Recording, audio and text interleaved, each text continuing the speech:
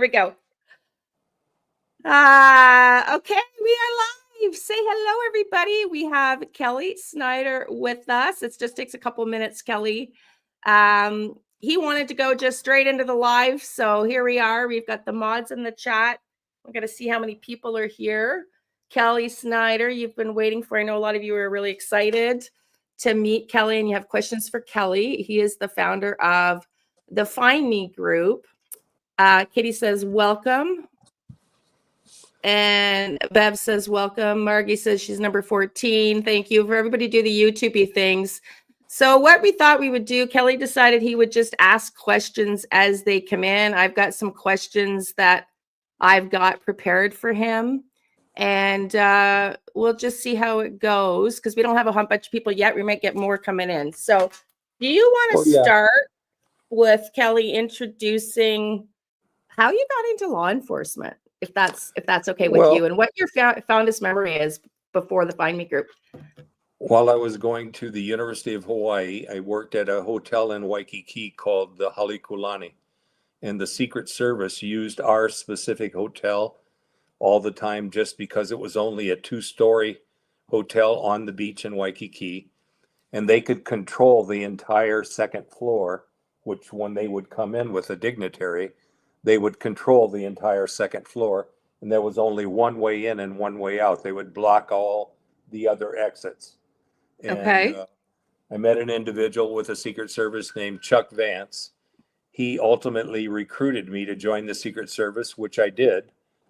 I was accepted, and then 2 weeks before the academy, I received a telegram back in the day where we didn't have phones or anything like that. Anyway, the telegram stated they were having a hiring freeze, typical government bullshit. But anyway, they said to wait for the other academy 3 months from now or pick another treasury agency.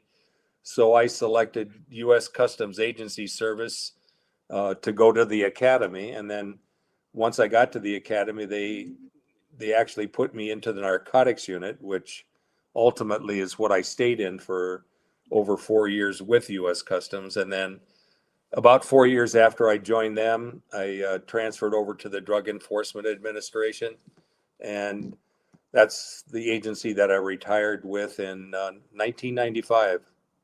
Wow. That's fascinating. I didn't know that you lived in Hawaii. And so your exposure to the Secret Service got you interested. Well, and the interesting thing about Chuck Vance is he got promoted to be on the president's detail back in Washington, D.C., and it was President Ford at the time. Okay. And then, somehow he accidentally bumped into President Ford's daughter, Susan Ford, and somehow got her pregnant. I'm assuming it was because it was dark in the White House. And anyway, they ended up getting married, and he once he got married to Susan, then he was not able to stay with the Secret Service. So the president offered him different opportunities. He decided to be a owner of a thing called Vance International, where he would go out to all of the foreign governments, and then any foreign dignitary that would come into the United States, then he of course would want to take care of them, and ended up about 17 or 18 years later selling the company for $38 million. So he actually did quite well.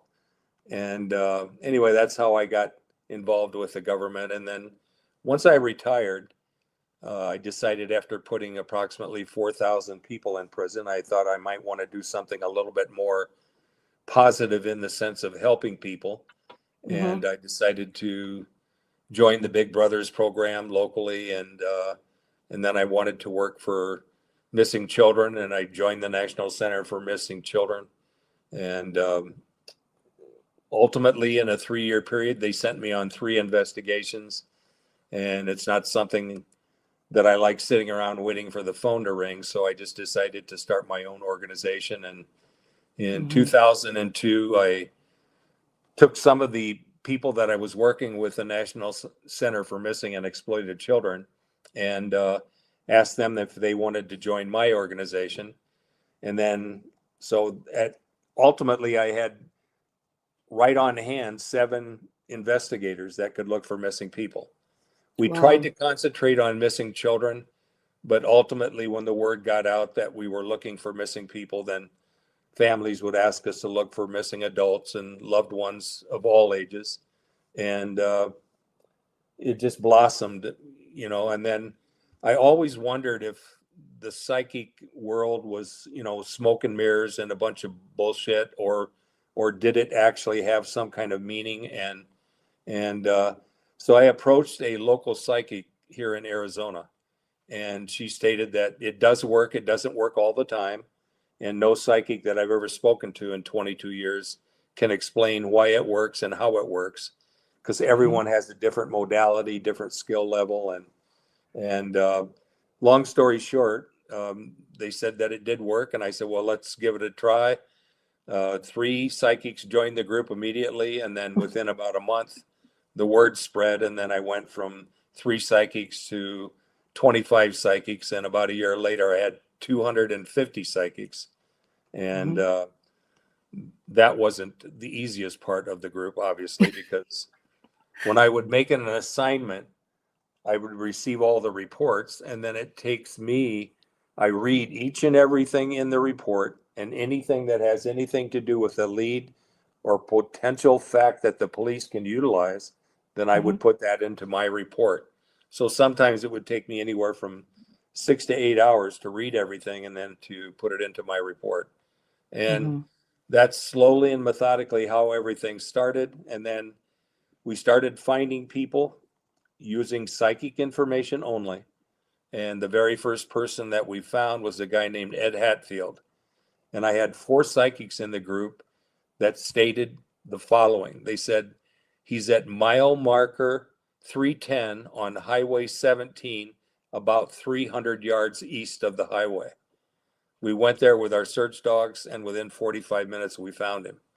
Wow. So anyone that says that psychic information doesn't work is obviously, stupid and not very knowledgeable as to what's going on in the real world. But just your personal experience, right? And I heard it from police officers in the 22 plus years we've been doing this. We've located 136 people, and we've solved 16 homicides. And the reason we got involved in homicides is after we found some people here, there, here, there, and everywhere, the police would ask us, well, since you found this individual using psychics, ask the psychics who killed this individual. So that's how we got involved with that. And since that time, we've solved 16 homicides. And so it just blossomed like you wouldn't believe. And then the word spread throughout law enforcement, and people that were retired police officers would come forward and say that they were psychic the entire time they were on the police force, but they never let anyone know that. And then they would join the group. And then we had forensic specialists, body language, handwriting experts. I have 2 medical examiners currently in the group. And it just blossomed in the way that we literally became a unofficial police department with all of these modalities and ancillary things that we could offer to the public and to law enforcement. We currently have 4 airplanes and a helicopter. We have 12 search dogs, and of the search dogs, I think 8 are certified in search, track, and cadaver. And then I think 4 are in training, soon to be certified. And then our certification takes almost 2 years, because we require everyone to train their dog for 2,000 hours. The closest agency that does that anywhere in the world is the United States Air Force, and they train their dogs for 1,500 hours. And then most police departments and most military use anywhere from 800 to 1,200 hours. We go the extra step because we take the dogs into the public, basically into shopping centers and airports, and where there's just tons and tons of people. But then the one thing that we use is we use real human remains for the dogs, the cadaver dogs, to locate that individual. And then, of course, if it's a missing person and they just went missing, we use different clothing items from the family and make sure that they use tongs to put the clothing item into a bag and don't touch the bag with their human hands. And then we give that to the dog and let the dog smell it. And then Mhm. if the person is allegedly possibly still alive, then, we, It's your Siri. it's every time I'm talking real close to my watch, Oh, Siri it's your. jumps in and then I have to yell at her and say, I'm not talking to you. But anyway, so that's the reason. And then we go one extra step because of our environment here in the desert. We train the dogs for about pretty close to about 60 hours on snakes. And so that the dog will smell the snake Snake rather first. than wait until he sees it or hears it. Because if you Okay. see the snake or hear the snake, then it's too late. And then Okay. they have a different training mechanism where they stop the handler, and then we have a support person with the handler, and then usually somebody with security that carries a gun, and that's usually me or one of the retired law enforcement officers. And that's mostly just in case we run into something that's dangerous, human or animal.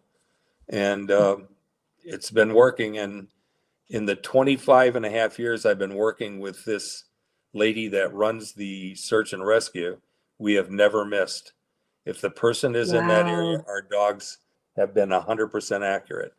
So the extra training obviously Mm, works. And then she is an okay. incredible trainer. And the name Wow. of her organization that we partnered with 22 and a half years ago is Arizona Search, Track, and Rescue. Wild. Did I get this right, or is this my my memory misfiring? Did you not meet a medium early on in your police career, which is why you were sort of interested? Is that No, it was only a okay? I got that curiosity of wrong. mine. I Okay. honestly was trying to be very smart and selfish about it. Why spend 2 months trying to investigate a missing person when I can just ask a psychic what happened and tell me where that person is now? And So you were just really super open. well, not only open, but it just didn't make any sense. Why not cheat and let someone tell me what happened? You know, and so this was a good way to cheat. And then the first person I talked to, the medium I spoke to, had already solved 2 cases with police departments in California. So I Yep. called those detectives, and they were reluctant to admit that she solved the case, but they did say that without her information, they wouldn't have resolved it. One I of them have. was a missing child, a missing little girl, and then she Mhm. said the neighbor that's across the street in a cul-de-sac is the one that has her.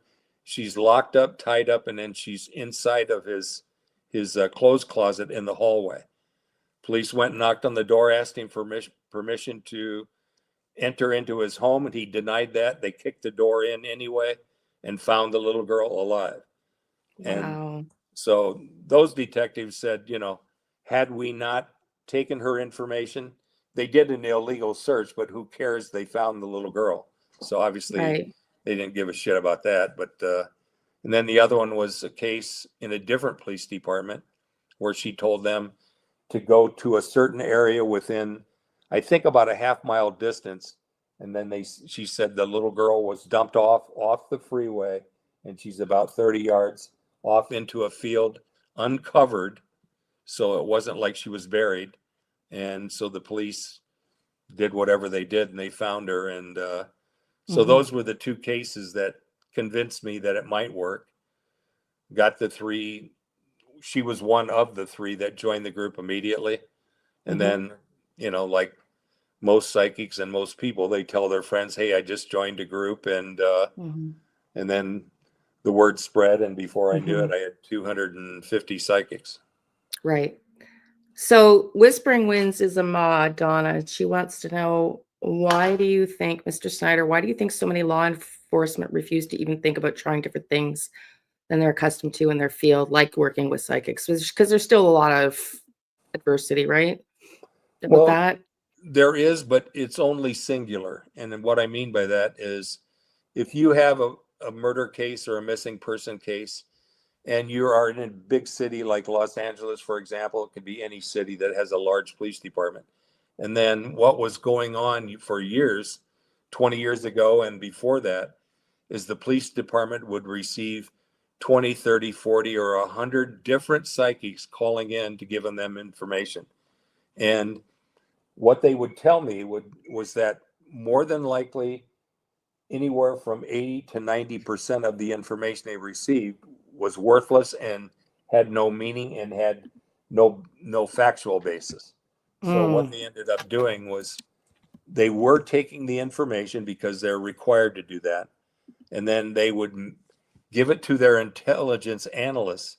And then once the case is solved, or they do come up with a suspect or where the person was found, if it's a missing person case, then they would go back to their intelligence agents and say who was accurate.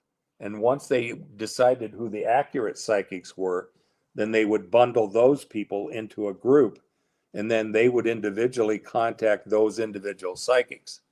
And then the ones that were wrong all the time, they would basically ignore. Okay. And so it was frustrating for them because of the amount of phone calls they were getting. But then once we started doing it, and then I would tell them, hey, I've got 75 or 100 psychics in the group. I'm going to give you all of their information. It's a one-way street. All you have to do is take the time to read it. And then more than likely, something in that report is going to be something you already know, or it makes sense based on the facts and the leads that you have. And then that's how it unfolded. So in the 22 and a half years we've been doing this, we've only been turned away 15 times. And By the that's police agency? by law Yeah. enforcement. And Okay. we don't work any investigation. If the police aren't involved, we don't work the case, because we can only give the information to law enforcement. We give Okay. generic information to families, but never to, suspect related information or the location of the remains. Or now, if the person is missing and they're alive and we think they're alive, we'll give that information to the family. And we've located 6 people alive. And these are people that just basically wanted to go into the world of being homeless for whatever reason, alcohol, drug, or, laziness related, who knows. But it's just one of those things where we've been very successful at doing what we do and how we do it. And 7 of those 15 were from the Texas Rangers. So I'm assuming that somewhere in their policy procedures, or there's an internal memo that says we don't work with psychics and we never will. And that's why we were turned away from them 7 times. And in Texas, that's interesting. Texas Rangers only. Because the case that you probably don't remember that Laura and I worked on, we were not working on it with the FindMeGroup, but locally, I was the point of contact. It was a native teenage girl that was missing with the police. He would not acknowledge. We were also talking to Mom. He would not acknowledge that we were right, but Mom told us we were right on her location. So I just thought that was interesting. Like, he just wouldn't give it up, like, Which case are you referring to? Oh my gosh, I forget her name. We didn't work on it with the FindMeGroup, but Laura and I worked on it here. A local native girl that had run away. They found her. Okay. I don't remember her name. I'm so bad with that. I have to go always to my notes. But well, yeah, it was in Quebec. It was in Quebec, up in northern Quebec. Yeah, because the one that got the most publicity was the one in Vanderhoof, the Madison Scott case. Okay. And I don't know. Well, and I dealt with the RCMP for almost 3 years on that case, and ultimately our relationship went sideways because I couldn't get them to do what I asked them to do. And the irony to all of this is 3 years ago, I gave them who took her and where she would be buried, or approximately where she would be buried. And then a little over a year ago, they found her exactly where I said she'd be. So someone, one of the 2 brothers that did it had to have been drunk one night, because they both were basically alcoholics, and probably said something to someone. Otherwise, how would the RCMP know exactly where to go? Right. So it just, So maybe it's worse in Canada. Maybe because I'm Canadian. Maybe my experience is I don't know, biased. Maybe it's a little different. I've had incredible luck with uniformed RCMP people, but the investigative division of the RCMP is, a little bit less than worthless in my humble opinion. And that was based on several cases I've worked with them. The most aggravating one was Madison Scott. Okay. And they did something that no police department, well, excuse me, only one other police department in 22 years allowed me to do, and that was talk to suspects. I interviewed 27 people that were at the same party that Maddie went missing at, and it just boggled my mind they allowed me to do that. But because they allowed me to do that is how I found out who took her and why they took her, and approximately where I think she would be buried, because I was pretty certain that she would be deceased. And Right. ultimately, that's exactly what happened. So you said, I think I got the numbers right. 136 or 32 people found and 16 homicides solved in 22 years since the FindMeGroup's been in existence, right? Correct. It's about a 35 to 38% success ratio, and just so everyone knows, so that if they do communicate with families, the police department pretty much all over the world are not required to look for a missing person over the age of 13.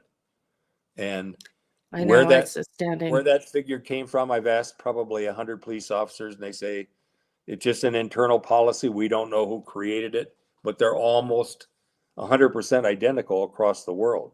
And so what I tell families, if the person goes missing almost immediately, and I'll just tell them, lie to the police, tell them that they're going to commit suicide, do whatever, because if you get caught lying to the police and giving them a false information report, you're still getting them to investigate the missing person, but the fine is $250 and it's a misdemeanor. So who cares? And it's usually $250 fine. So at least you're getting them to look for your loved one. But most of the time we're getting a request to look for someone after 3, 4, 5, 6 months after they went missing. So how does the FindMeGroup, how do we compare on the statistics compared to law enforcement? You said 35, 36 to 40% accuracy.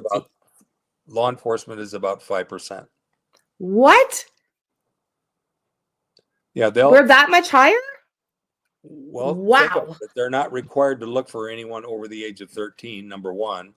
Number two, if it's a missing child, then they'll open the door as wide as they can. They'll get National Guard, they'll get search and rescue groups, private independent groups, and they'll go out and do their due diligence trying to find the missing child.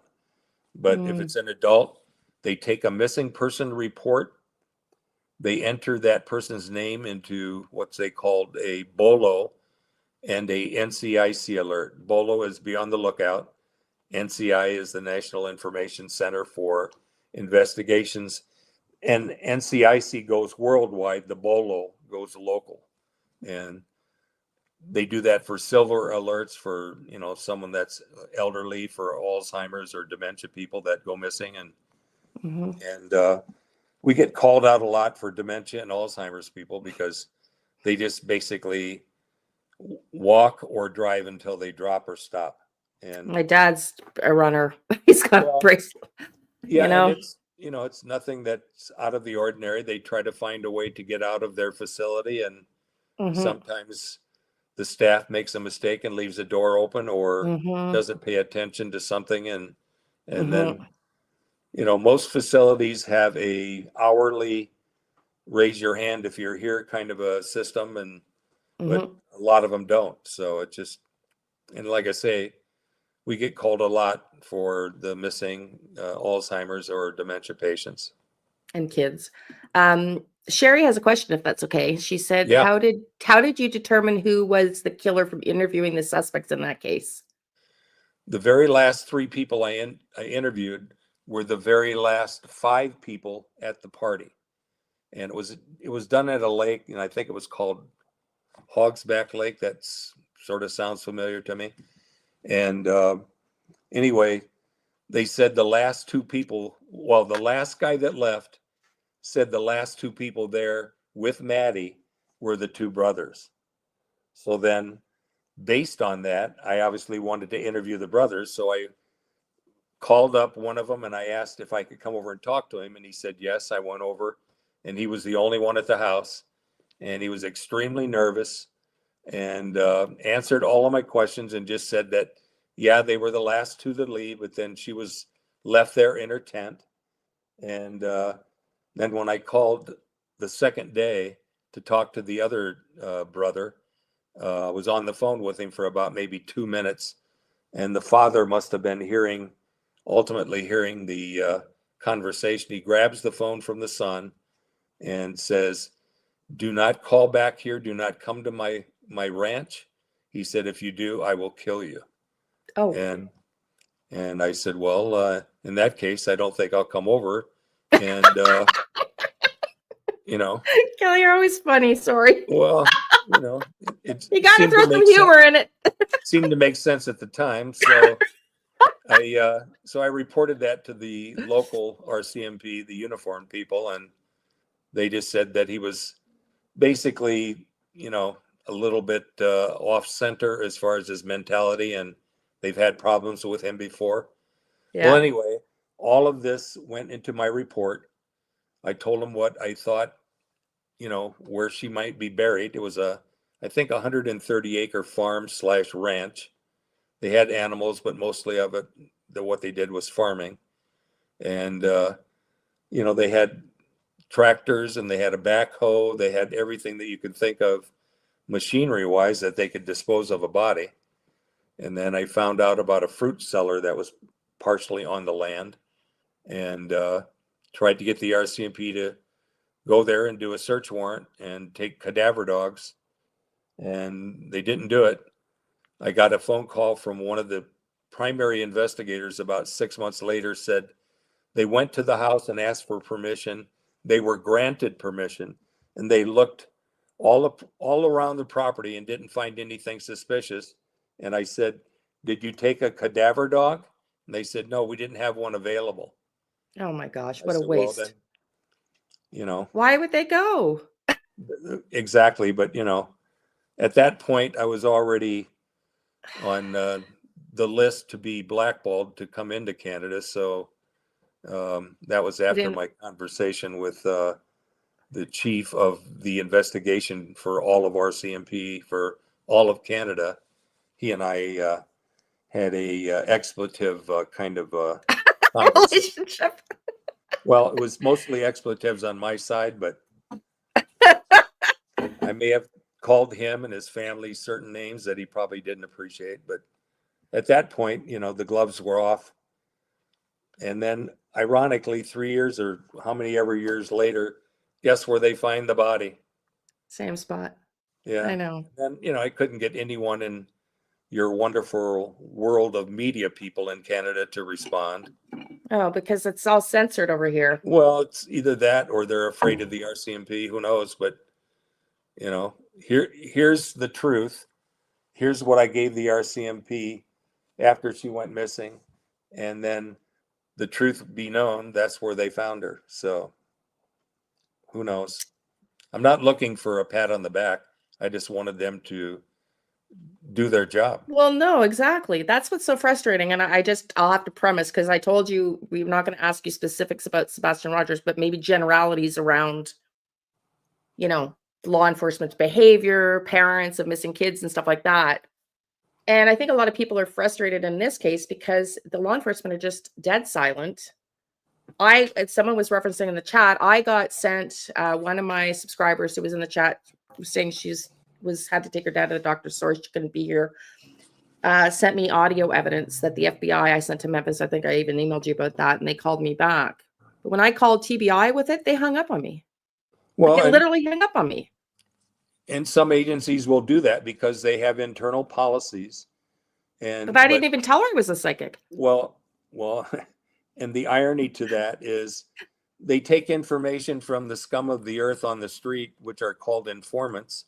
So why would you not take it from a citizen that's trying to do the right thing and at least listen to what they have to say? But, once again, it's something that I don't have to really deal with anymore. It seems like I know. I just tell the police, hey, all you have to do is take 20 minutes out of your day and read my report. And then if it makes sense, use the information. If you need additional help, we have airplanes, we have dogs, we have anything you want. And I offer that on every single case to every police department. And some take us up on it, most of them don't. And that's expensive, which is why the donate button is up here. So anybody watching this, if you have a few dollars to donate to the FindMeGroup, because that's expensive to have dogs and planes and everything else, right? It's not Well, cheap. everyone is a volunteer in our group. We don't Yep. charge police departments or families, but the cost has nothing to do with having all of the equipment we have, because everyone volunteers and they give it to us for free. It's when we have to go out of the state with our dogs. And in that regard, then it's one of those things where the airplane, and then hotel, and then we have to rent vehicles for usually vans, just because you can accommodate the dogs and then all of your equipment in vans. And we never take less than 3 dogs, 3 handlers, and then we have the support staff that do the GPS coordination. And the cool thing about our dogs and our program is that we have GPS collars for each dog. So literally, while the dog is working in the field, we're actually monitoring everything he's doing on a laptop computer. And then we have handheld portable GPS, and every time we find something, then we put a GPS coordinate down into the system. It goes into the computer, but we also have markers that we mark the area where we found something that might be evidentiary or suspicious. And of course, once we find the individual, if they're deceased, which we've done, then we've contacted the law enforcement ahead of time saying, we're going to do a search today for, John Doe or Jane Doe. And they just said, okay, if you find the body, then give us a call or find the individual. And we've done that quite a few times. How do you get around private property? You ask Searches. permission. So have you been denied by somebody where they're holding a body? We've been denied before, but it's been property where we think they are the suspect. That's what I'm saying. Exactly. Yeah. And Okay. yeah, they've denied us. And of course, so would I. If I bury a Yeah. body in my backyard, I want to be the only one that knows that it's there. And there's only 10 of them in my backyard right now. But anyway, you don't give permission if the dogs are going to find a dead body. So No, exactly. but So how? anyone that has nothing to hide has always given us permission. Okay. That's great, because we have a Not few to mention questions. if you don't have permission and you do find something and it ends up being a homicide, the evidence would be destroyed simply because we violated the search and rescue laws of that particular state, city, or county. And, if you're not getting permission to go on someone's land, then the only thing that would save you is if they say, once they find out you did go on their land, that they do grant you permission and don't tell the police that they don't want to accommodate the investigation. Right. And then just a couple more questions about the FindMeGroup, and then maybe just generally around this case, not specifics, because I know you haven't studied it. The psychics, I know I had 3 pictures. I think it was Sunny that discussed the test with me, the results, when I got my approval. Are we still doing that? They're still testing psychics? And how are you testing forensic astrologers, etc., into the group? Well, we test only because we were asked that question about 14 years ago, and they asked if we tested our psychics and how do we vet them. And at the time, we weren't doing either. And I thought, well, we don't test people and we don't vet them. The fact that they're in the group for a year and they've worked on 20 or 30 cases, they're automatically vetted. But then I said, I ran it by the board of directors, and I said, we should probably just test, just literally so we can tell everyone that we do test our people. It's not pass fail. anyone that wants to join the group, whether they fail the test or not, is going to be allowed into the group.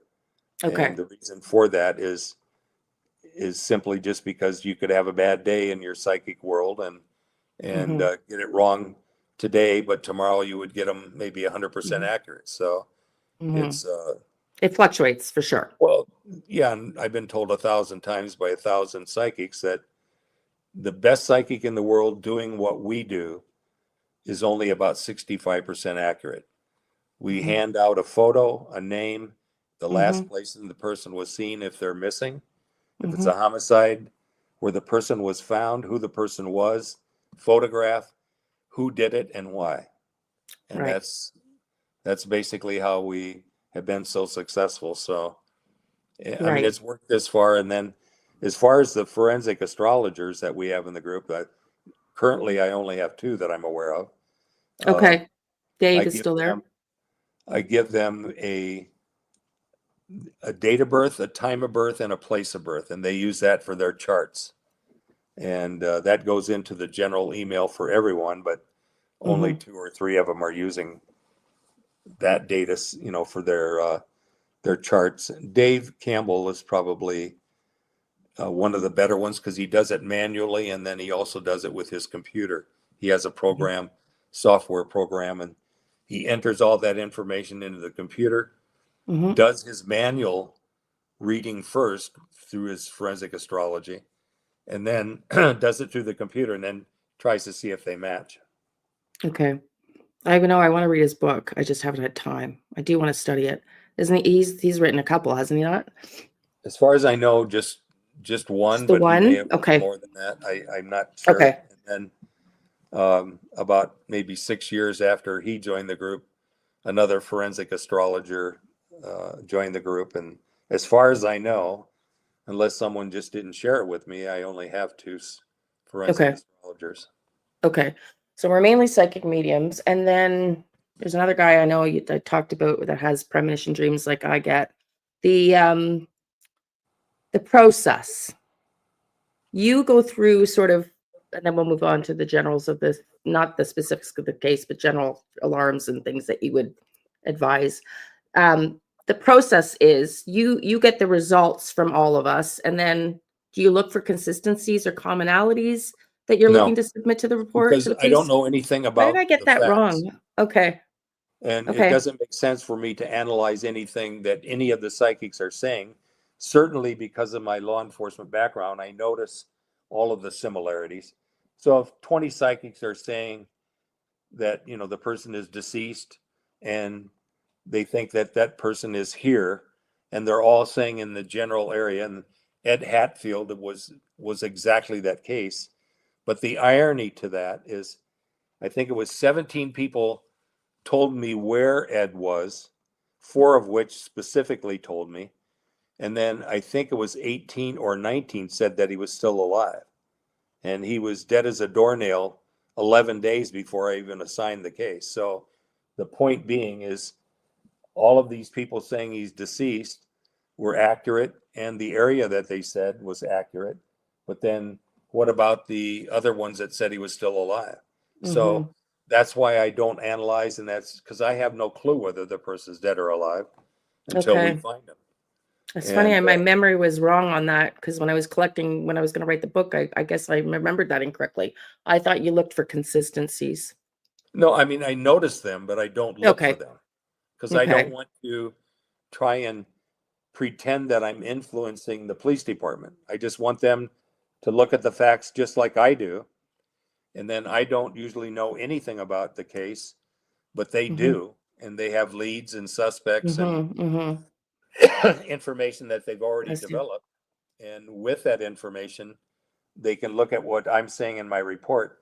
And if any of it makes sense, I tell them to use the information and let me know if you need anything further.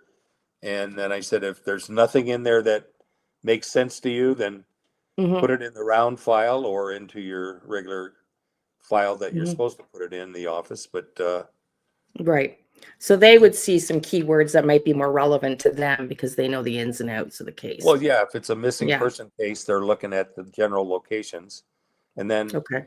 just so everyone in your call today knows, we try to provide GPS coordinates, not just area. And the reason for that is the same police officer that asked about the testing and the vetting said the case that we gave to him, he said, the area that you gave to me is almost a solid square mile. He said, I would need 500 officers to cover that. Can you guys possibly do GPS coordinates? And I said, well, we don't do GPS coordinates, but from now on, we'll try to do that. So, Mhm. so anyway, long story short is from that day forward, Yeah, we you added them. told all of the psychics, we want you to try and provide GPS coordinates. Mhm. And it's fairly easy now with all of the satellite visions that you can visualize in your head an area. You may get words that will take you to a specific area, and then go Mhm. on Google Earth or Bing or Mhm. Google Maps or whatever, and see if Mhm. you can duplicate what you're seeing and hearing in your mind.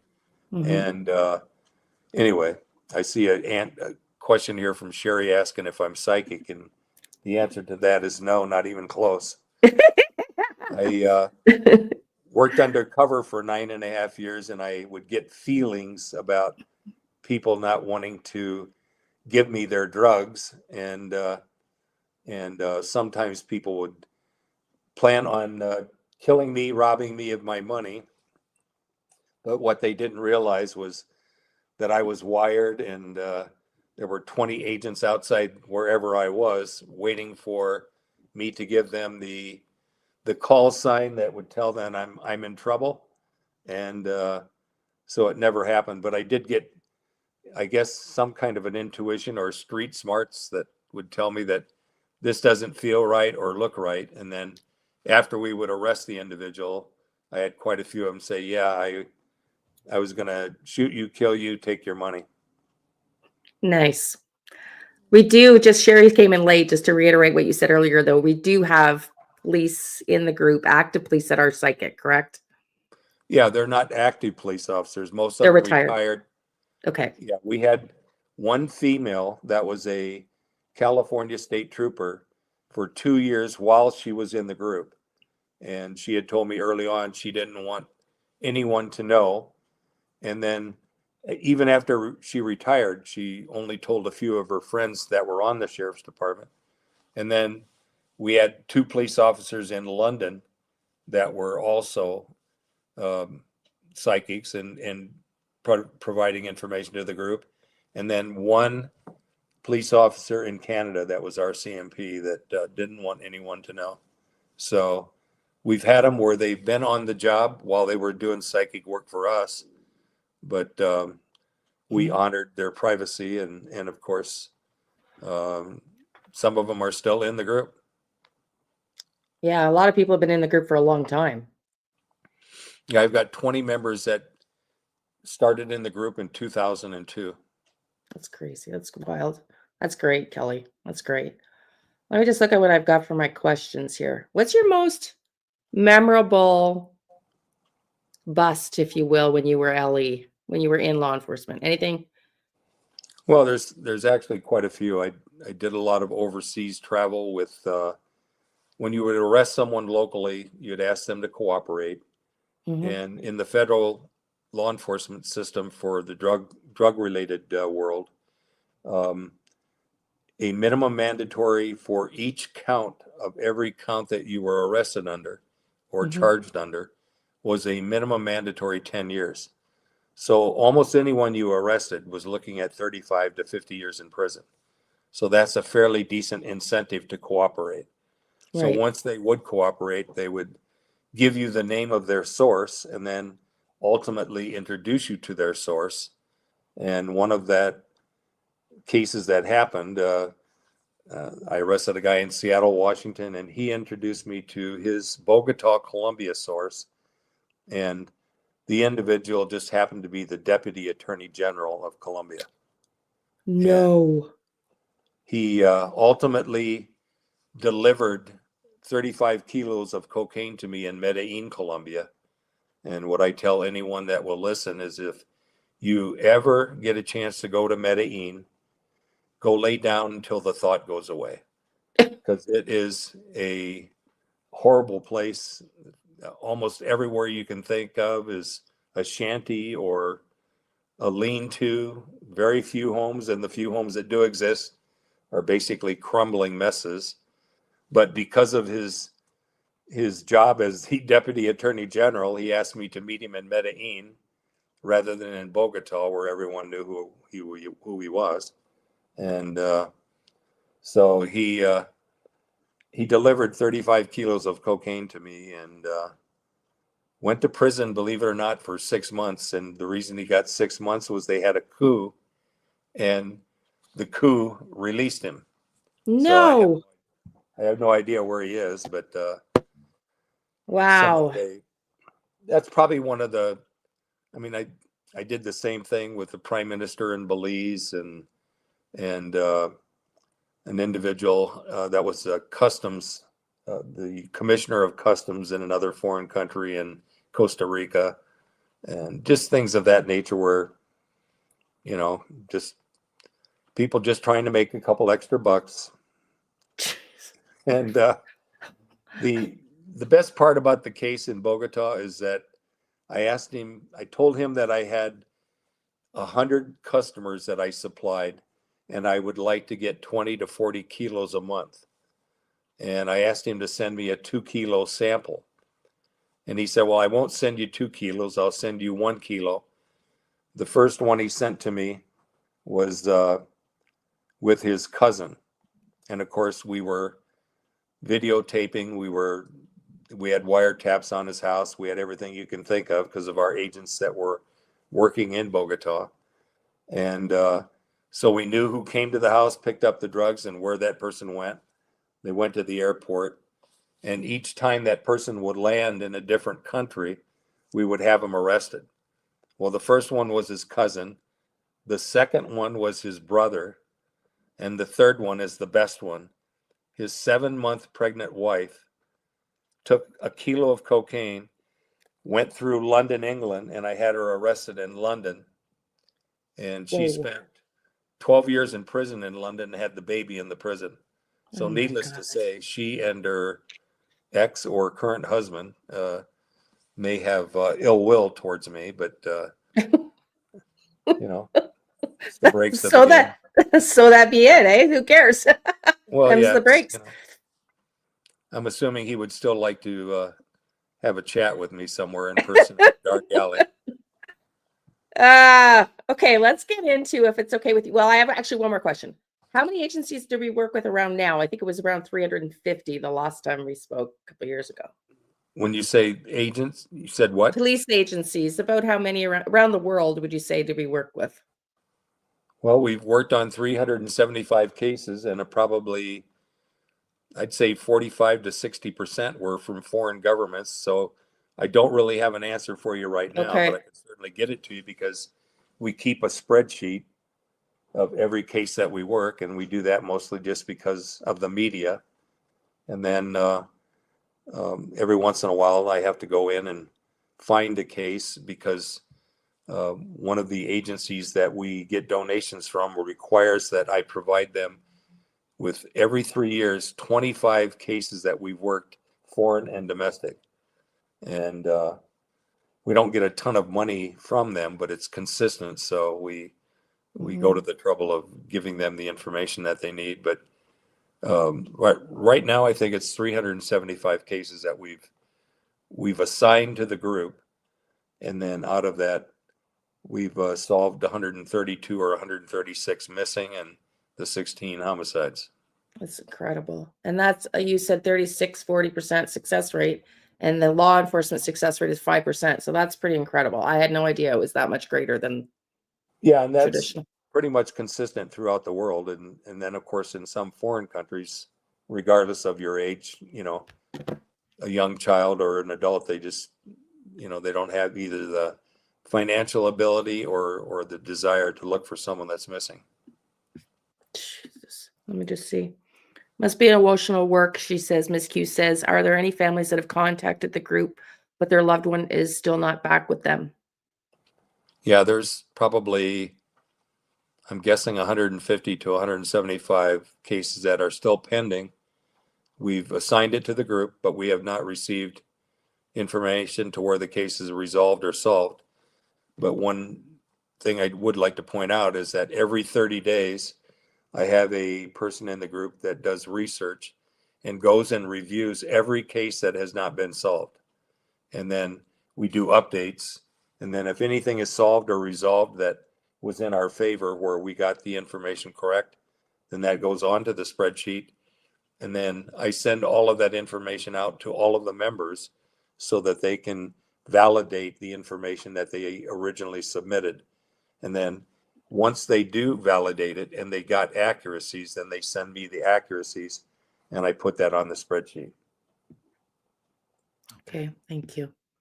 And there's still around 4,000 kids that go missing a day. Is that around the same Well, it's accurate not number? kids, it's 6,000 people Adult. go missing every single day in the United States. Of that 6,000, probably 5,500 are resolved or solved in some fashion. But you can see the residue of 365 days times 500. That's a lot of people that have not been found. So, or, obviously if a person is murdered, then they know obviously where the body is, but then suspects that are not captured or caught. So that is growing also, but I don't really maintain a spreadsheet on the homicides. It's Okay. just the case is solved or resolved, and once it is, then we put that on the spreadsheet. Okay. So 6,000, because I mean, I know you and I have only been communicating through email for a couple of years, but the last time was 4,000. So it's growing. The Well, number yeah, of and this is an FBI statistic. It's not a Kelly Snyder statistic. It's something that anyone can go online, and it fluctuates. So it's not like every single day it's exactly 6,000. It's just an No, of approximation, course. but Yeah, of but course. it's in the ballpark. Still crazy. Let's say this: anything over 1,000 is ridiculous. Yeah, that's still crazy numbers. I mean, Yep. what would it be around the world is just astronomically scary to even think Right. of. Yeah, and and the fact that a lot of these foreign countries don't do anything at all for a missing person, that's one of the scarier parts. They don't do anything.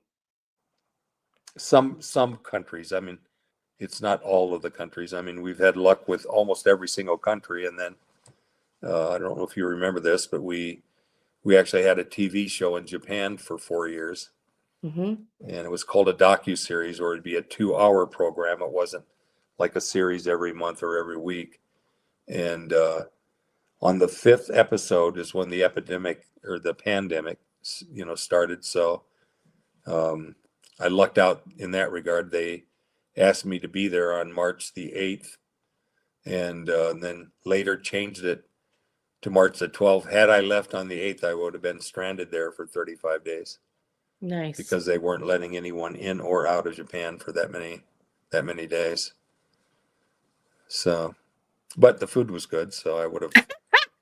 And you didn't get stuck there because I think it was worse. Well, China was pretty bad. I don't know what it was like in Well, Japan. It seemed the similar. additional sad part about that trip was they canceled it because of the pandemic, but the girl that we were going to go there with our dogs and look for, the psychics, 3 of them in the group had put her body in an area 500 feet from where we would have been searching with the dogs. So we would have found her had we been able to go. But Shoot. she was found by hikers about 6 months after we were supposed to be doing the episode. And of course we would have been over there with our dogs, and we took our dogs over there on 4 investigations, and this would have been the 5th one, and this would have been a success. So had it happened, and it obviously wasn't meant to be, but had it happened, then we were probably going to get a series, which they had originally offered, a 3-year series. But it's not easy to get over to Japan, so it was No. Especially with the canine.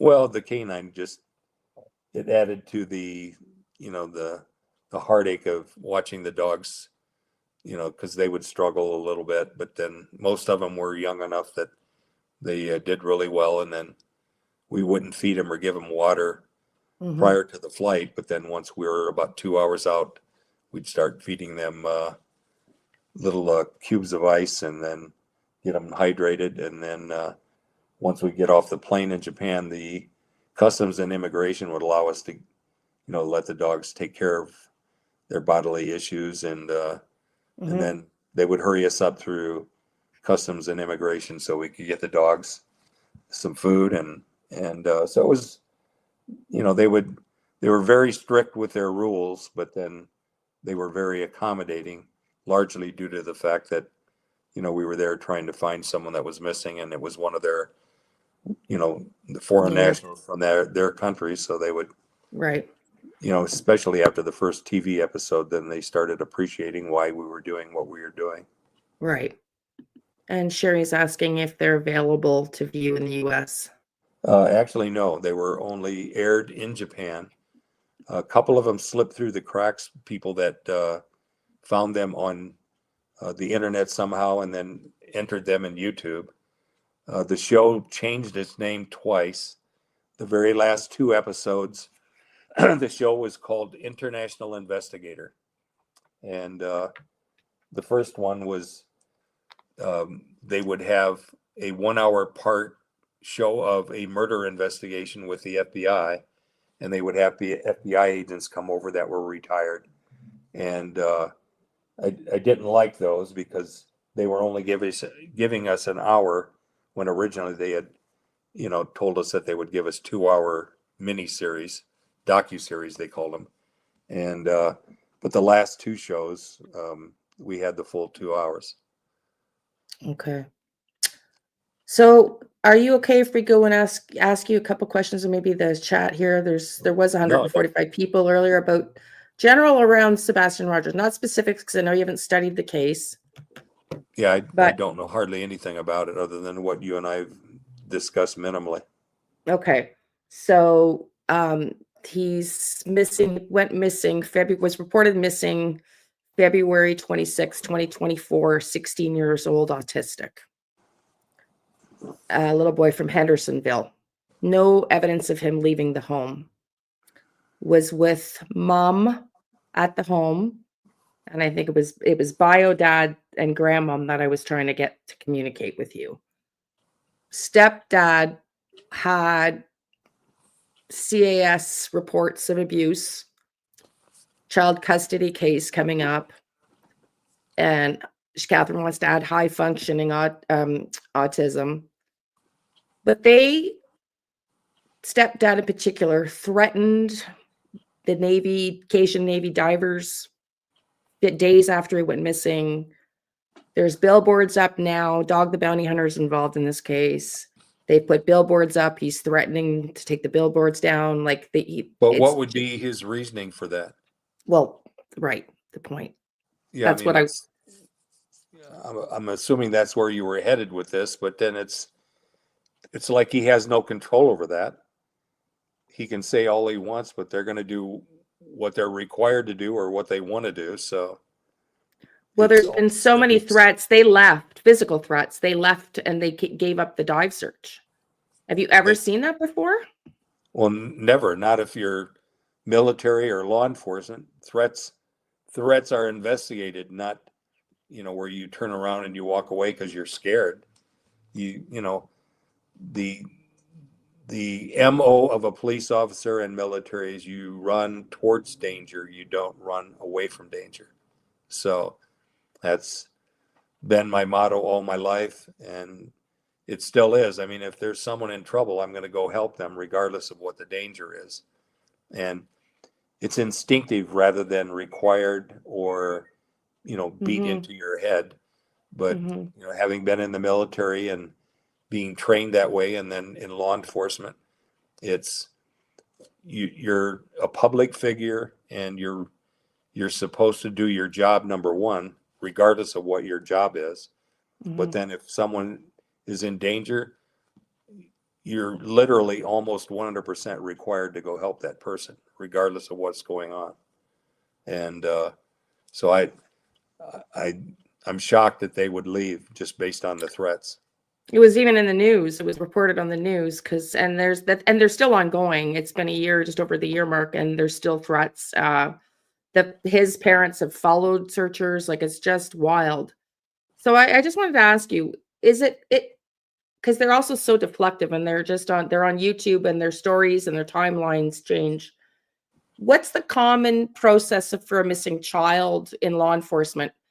Would the parents in the last scene people not be typically the first suspects, or how does that go? Not necessarily first suspects, but first interviewed. And then based on that interview, they become a person of interest or a suspect or nothing at all from the interview. And then most police departments, not all of them, ask for family members and friends to take polygraphs. And of course, if you have nothing, to hide, then why would you not take a polygraph? And but I'm actually shocked that the Navy, anyone would back away from someone threatening them. You bring more people or bigger guns, and then that's your answer. Mhm. And I don't know, where's the Sebastian case at? I mean, I don't think we've ever Hendersonville, Hendersonville, in Nevada, Tennessee, Henderson. Okay, because there's a just Henderson. just north of Nashville. Sorry, just on the Okay. outskirts of Nashville.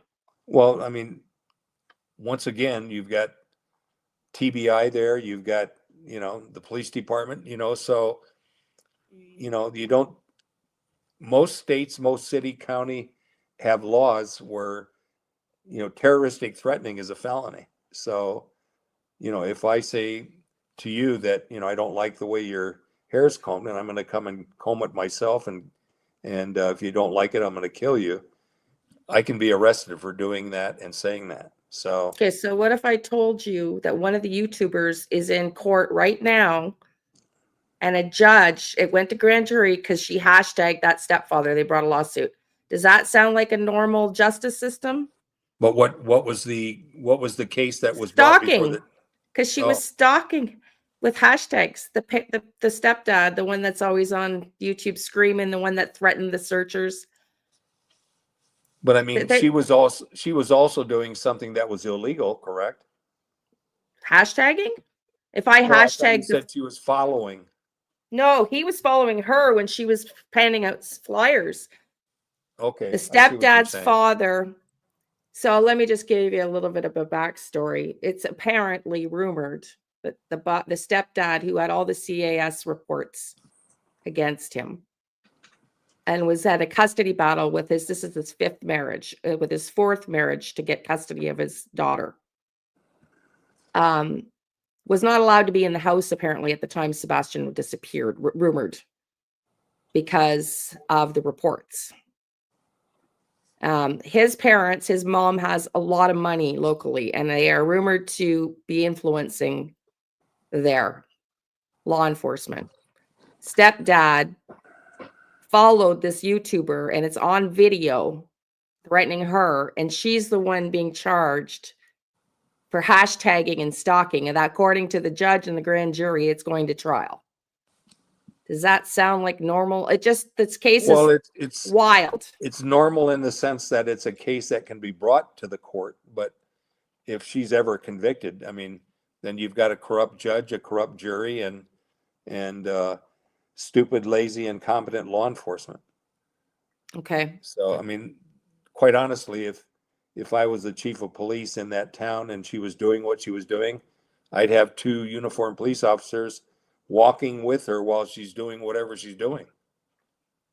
They have done nothing to defend her. Well, They've actually accompanied the parents. One of them at one point accompanied the prosecutor and the parents to the court. They, like, the DA is sitting in the court. Like, it feels very like they're not being transparent.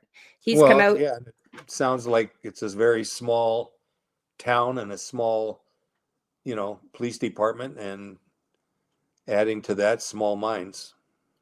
Yeah, and the current police sheriff, Eric Craddock, was only nominated because the gentleman working on the Sebastian Rogers case died suddenly in the middle of the investigation, so he took over as sheriff. Well, yeah, and is it an appointment rather than a law enforcement upgrade? I Yeah, think that it, was one of the problems I had in Kentucky. And that was when I was the boss in Kentucky and made a comment that, this idiot that took over a sheriff's job in this place outside of London, Kentucky. I said he owned a Chevron station yesterday, and today he's the sheriff. And then I said something to the effect that he had a room temperature IQ and may have some Dane Bramage. And I said that on TV, and did get a phone call from my boss later that day, but it was worth it at the time. okay. So it seems to you like it just, I mean, again, you don't know the details, but it just, so Well, she yeah, and said then ran unopposed in November. I'm sorry, Diane, you're right. You're right. He was elected. He ran unopposed after Sonny, the sheriff, died. I'm sorry, you're well, right. but still, is he a law enforcement background and or just Joe shit the ragman that owns a business locally and just got elected because he's well known in the area? He That's was he was in law enforcement prior to that. I just don't know for how long. okay. Well, in Yeah. that case, he may or may not have the abilities and capabilities to handle the job, but I'd be interested in finding out how many people are on the police department and why they're not protecting the citizens instead of the suspects. Yes, it's odd because some people that are my followers, they're not necessarily here today, live in that community. Well, yeah, And and there's similar cases. There was one in Oregon where that little boy went missing, and it's almost identical to what you're talking about, but no one wanted to pursue the main suspect, which was the girlfriend of the father of the missing boy, and I mhm. forget his name. It was a weird name like Chiron or something like that, but as far as I know, he still hasn't been found. Diane says she's local. Diane, how do people feel about how, because the sheriff's come out and said he's not addressing it, he's not answering any questions, and he's friends with the stepdad, apparently. Diane, how do you feel it's being handled locally? How do the locals feel now?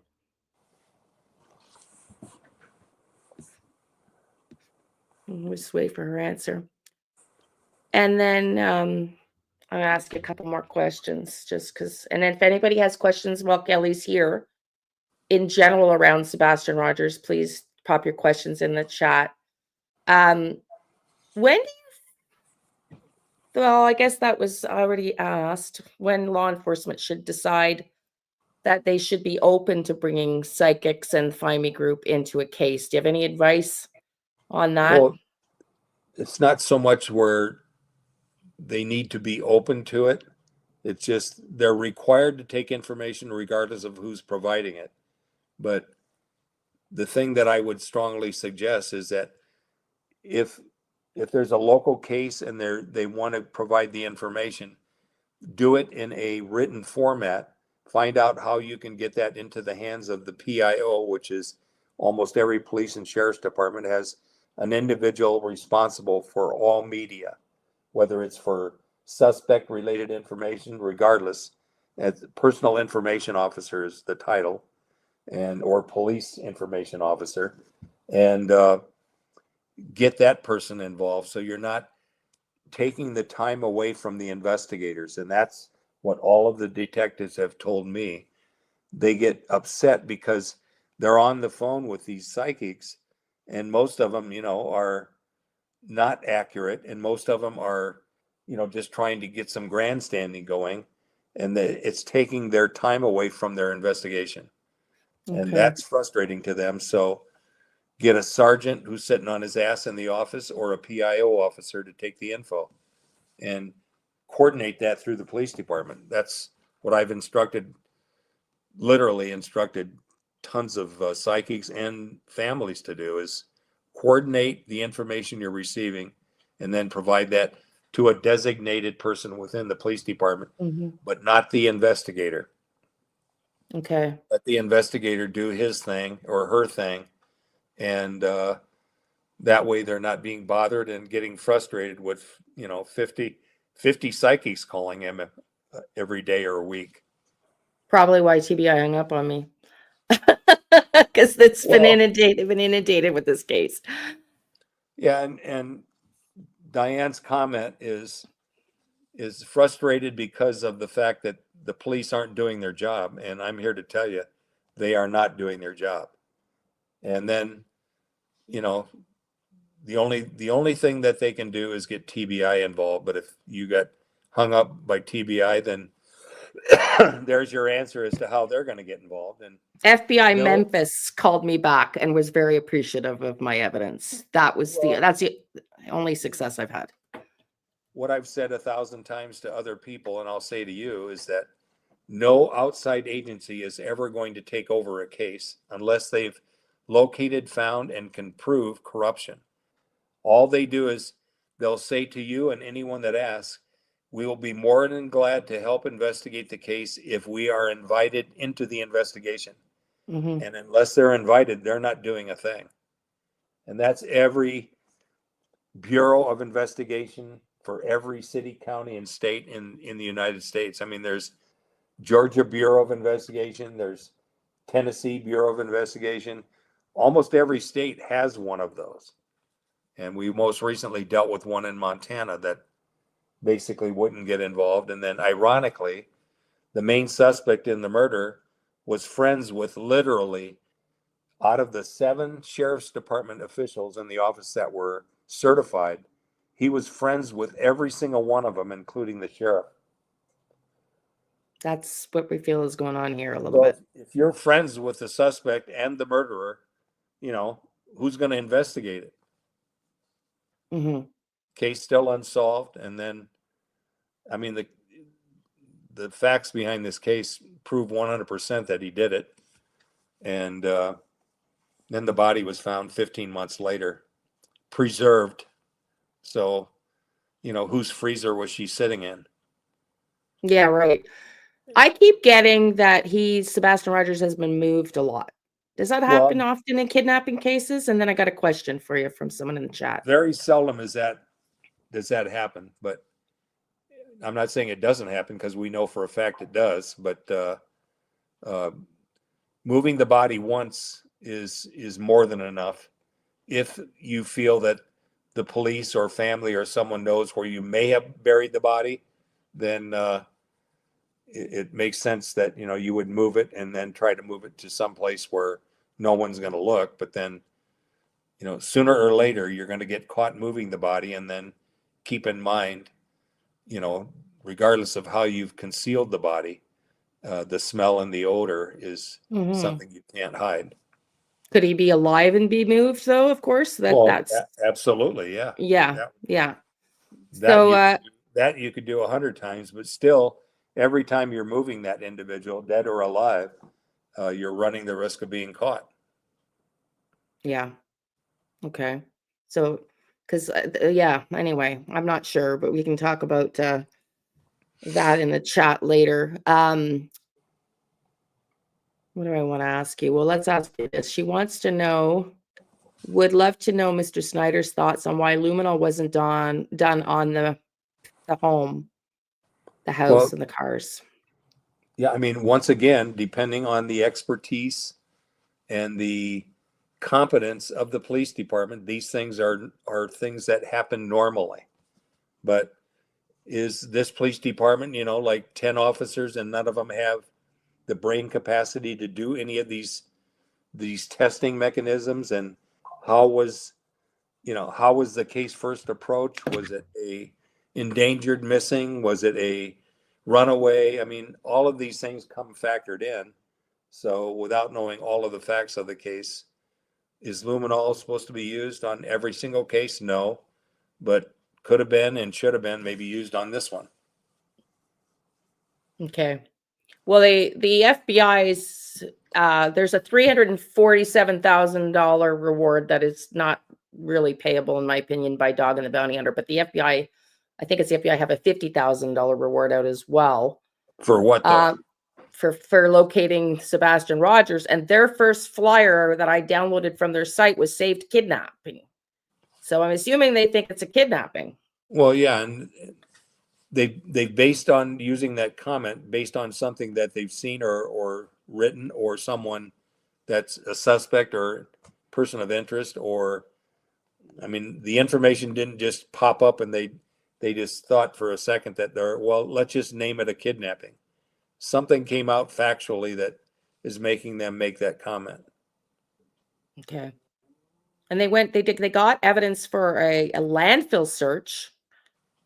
And he was reportedly being forced to sleep in the garage because he was having bedwetting issues at night. And it looks like what they found from the video, we found like a mattress cover. So they have some evidence. They had to have evidence to go to a landfill, correct? Like, Well, landfill, yeah, that's public domain, but you can't use a cadaver dog on it. So, it's one of those things where you'd have to physically search everything in the landfill. With right. humans, you can't use dogs. They did use dogs in the landfill. Did they Well, not? they're No, not they didn't. No, they didn't. I was going to You say they're can't. not supposed to. No. No, Why we would not? never. Well, many factors. It's dangerous as hell, number one, and because of the glass and the things that the dog can't see, and even though we have pads for our dogs, glass and things that like nails and stuff can still go through the pads, and then there's so much surface air that the dog can't function on human remains, because there could be tons of human remains like you know, diapers. I mean, anything you can think of that you would dispose of is a human part of a human remain. And that can be a tampon, it can be diapers, it can be anything you can think of. A bloody nose and you threw the napkin or the tissue into the trash and it went into the dump and it's fresh, it's a day, 2 or 3 old. So there's your Okay. reason dogs should never go to a landfill. Okay. Okay. Speaking of dogs, you heard mine bark, right? I did. Somebody asked earlier, and I just want to clarify, they're not your dogs. They're the canines that we use in the FindMeGroup are the dogs that are owned by volunteers. That's correct, right? Correct, yeah. Okay. And Jenna, Astrology for Mystics, asked if you knew about this case. And earlier, I think was another, and that answer to that is no. He's just asking or answering general questions that I've asked him. Other than me emailing him when we were trying to get Seth, Robin was trying to get Seth to get a hold of you to work the case. Other than me emailing you about this, you haven't really discussed or know anything about the case. So, okay, let me just ask you a couple more questions. Anybody have questions for Kelly? What do you want to say to parents that, or what would you say to parents that feel discouraged? It's been a year, like Seth Rogers, 2 years. I mean, I know they're cold cases that we have solved, but is there any sort of cases that we can think of that have been solved that offer some hope to people a year or 2 years into it? Not so much that, just because almost every case has got specific details to it. There are some similarities, but for the most part, every case is different. And the one thing I've told families when they get frustrated, and of course in the Sebastian case, this wouldn't be the case, is try to find the reporter, whether it's a TV network or the written word, and someone that hates law enforcement, hates police officers, and hates the way investigations are going in their community, and get that media person involved in your case. And because what the police hate more than anything is negative feedback from the media about the fact that they're not doing their job and hinting that they're incompetent and lazy. And most, people that almost every city that I've worked in the United States has one of those reporters that, wants to make the police look stupid. And if you're not getting what you're supposed to be getting from the police department, then all the gloves are off, because you're not trying to be friends with them. Initially, yes, you are, and you're trying to get information and you want them to do their job and solve the case. But then after a year or two and you know that they're not doing anything, then that's when you get the media involved. And I've given that to probably at least 50 parents. And Okay. the one I was referring to in Montana is one that we've we've stirred the pot quite a bit in Montana over the missing girl that eventually was found dead. But so, and the advice I gave on television for a local TV channel was that when a child has access to all of this media, Facebook, Instagram, all of their little chat worlds, they have no right to any privacy. And if you want to save your child and you want to make sure that they're not doing anything that's going to put them in harm's way, take the time to review all of their media, everything that they're working on. And if they, they give you answers like, you don't trust me and you don't honor my privacy. Well, when they're 18, they can do whatever the hell they want. But while they're in your house and you're trying to protect them, they don't have a right for any privacy. And a lot of families don't like hearing that, but would you rather hear the truth and save your child, or let them do anything they want to do? And then, a girl here in Glendale, 14 years old, she had, early signs of autism, and she was talking to her 16-year-old boyfriend, and he eventually talked her into sneaking out of the house at 10:30 at night. And he wasn't 16, he was 31. Oh, So jeez. needless to say, and then she went missing for 2 years, and then eventually got dumped off and dropped off at a police department about 100 miles away. So where was she for 2 years? I worked on one with a subscriber too that they found was the town away, just found, but she was gone for 9 months, and she was being cycled around sexually, if you will. And we've worked a few. I emailed you and asked just to confirm that you've worked a few pedophile ring cases as well, right? Not Trafficking cases, I pedophiles. should say. Trafficking. I'm sorry, trafficking. Yeah, 3 trafficking that were confirmed trafficking. For all we know, we've worked on 50 of them, but we don't know that until they're solved or resolved.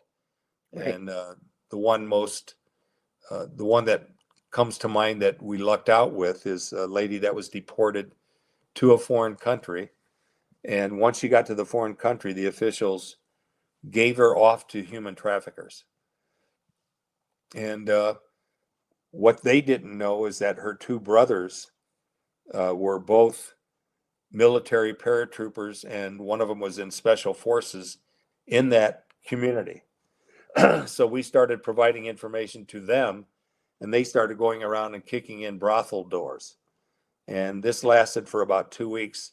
And they kicked in about 20 prostitute brothels, and found her on almost week number 3.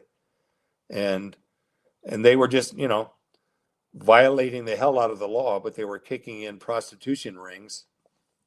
So, they weren't getting any heat from the local police. And then the government there was so corrupt, that's how she ended up in the human trafficking ring in the first place. So, but she was saved, and she's back with her family, and we lucked out in that one, but the other 2 are still open cases that are pending. Okay. I'll give you a backstory before I read Ms. Q's question. Where Sebastian was last seen, which was at home, mom and bio dad both have a military background. The reason I think the audio evidence was interesting to the FBI, if I'm correct, maybe if I'm wrong, correct me, was because the audio evidence sounds like it was tampered with, like a jammer was in place. And bio mom works for the military in IT technology, very, very high level security. So I guess Ms. Q's question is, have you had any experience with anybody that can jam signals like this in this case? Well, yeah, I mean, there's all kinds of private companies that provide jamming devices that anyone can buy. There's some restrictions where you have to be law enforcement or a private investigator to get some of this equipment. But once you can go online and find these areas where they don't have any restrictions, definitely you can find these cameras or these jamming devices. And we have them. One of our private investigators actually sold these devices for years, and he's still involved as a private investigator, but doesn't sell equipment anymore. And then we've actually used some of his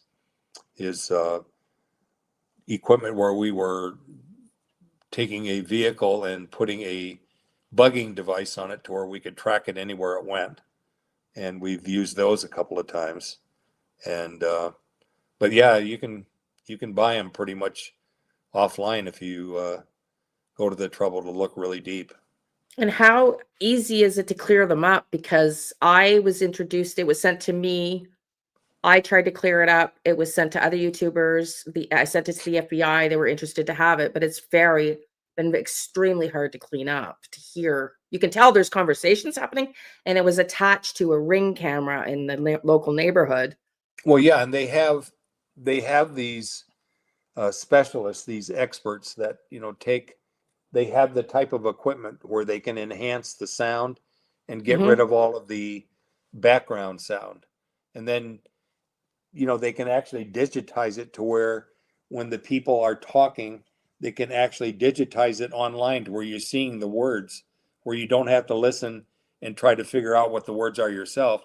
They can set it up on a digital system where while the person is talking, the digital software is actually picking up the sound and telling you what the person is saying. Okay. And so, and the once FBI again, would have that, of course. well, FBI has access to it. I don't know about all agencies, but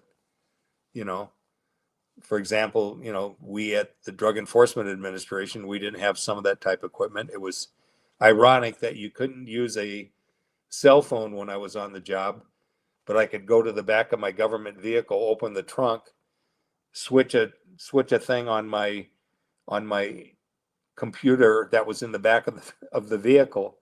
Actually, not a computer, it was a transmitter and receiver, and I could call anyone in the world on my satellite radio. So you're sitting there wondering, I can talk to anyone in the world from the back of my trunk of my car. Why can't I have a cell phone now? So, Yeah. but that was back in the day of the beepers. You know how that goes.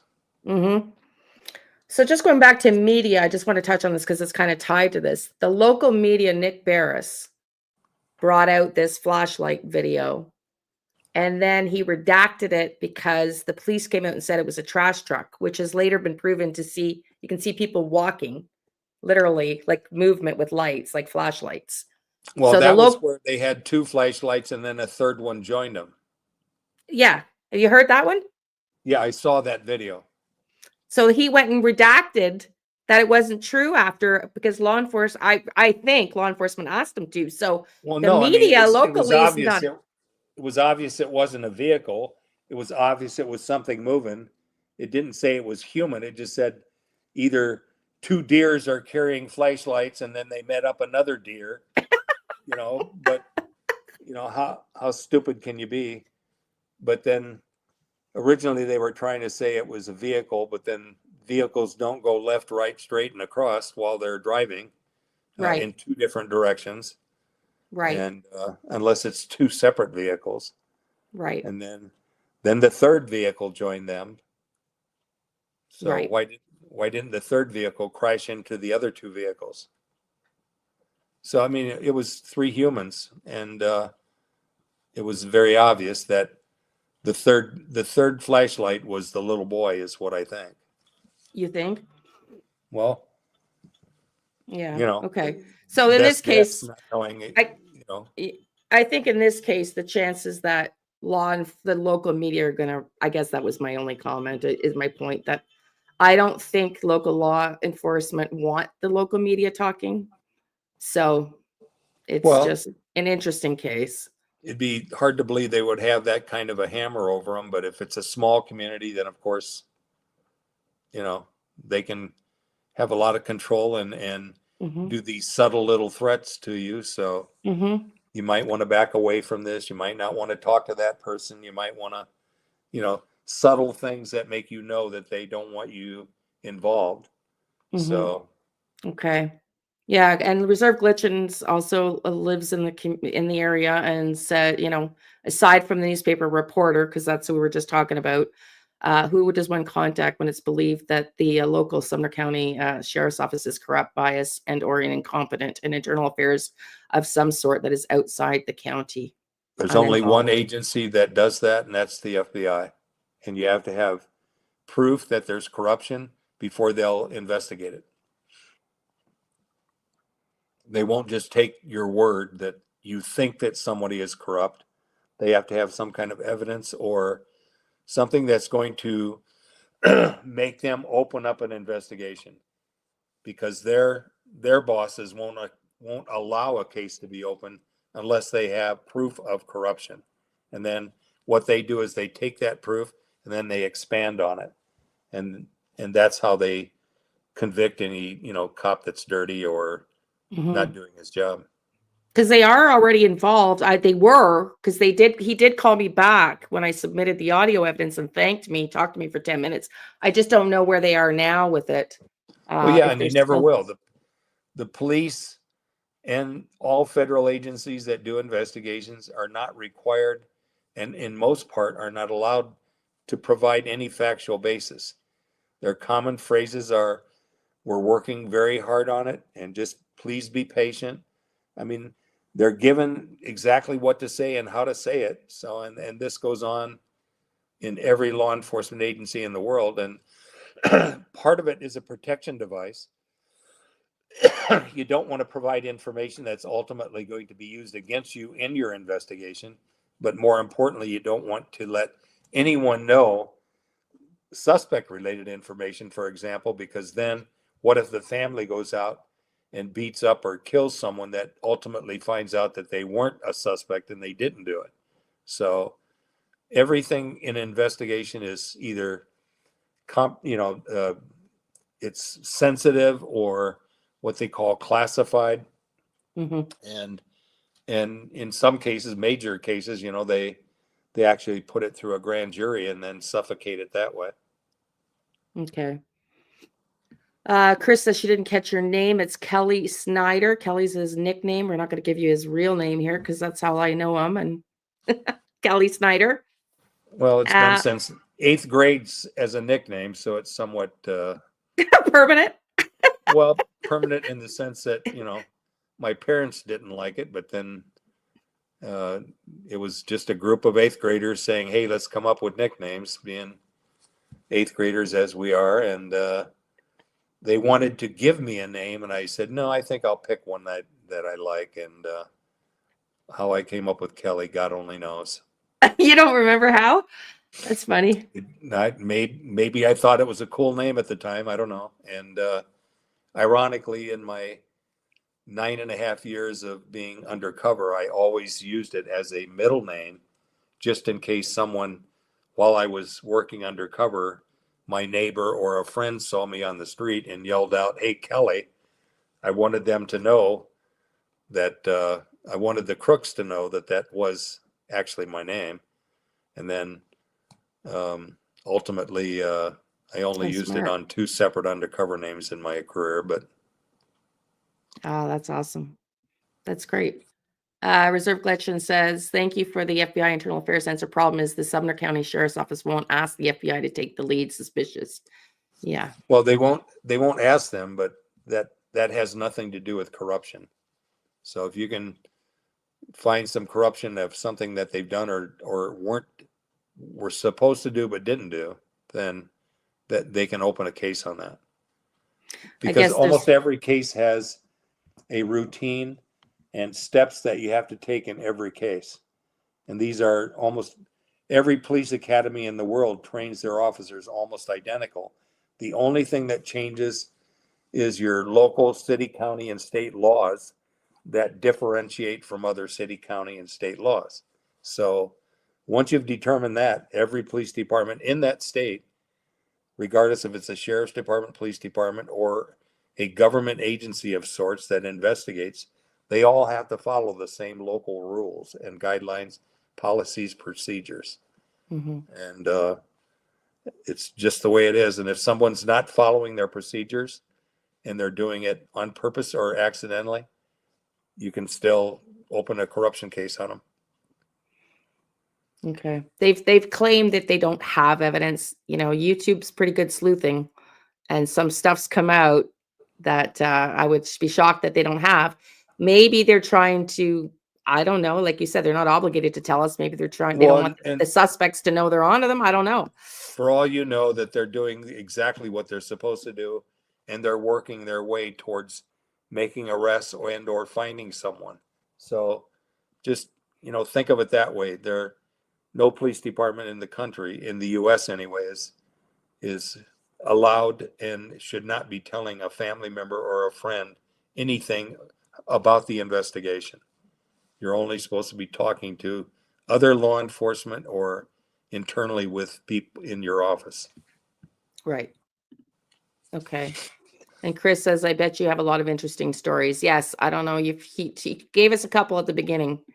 Okay. A couple more questions and then we'll wrap it up. Can Kelly come back? Yeah, there will be a charge. It's called the donate, please, to the button. No, I'd be glad to come back. Obviously, we don't want to go over and rehash what we've already talked about. So maybe when we have a new case. Yeah, come up with a new case or something that we can talk about that's existing right now that people are interested in. So definitely I'll come back. What do you think of Karen Reed? Have you watched that at all? Who's Karen Reed? Oh, you haven't heard of Karen Reed in Boston that's being charged for running over John O'Keefe, and there's accusations of corruption, and she's been set up? No, okay. Even though I don't watch the news, I get a thing called Smart News. And the reason I like that is it's 400 media outlets. So you're not getting anything political. Well, you are getting political things and religious things and things that, I don't pay attention to, but you're being inundated with 400 media outlets and not listening to 2 or 3 or 4 that all have their personal agenda. And, it's like Fox News that did it for a while, and CNN and MSNBC, and, just certain things that were going on within local media that turned me off against that literally 20 years ago. I don't follow mainstream news either that often, truly. I had a question and I just lost it.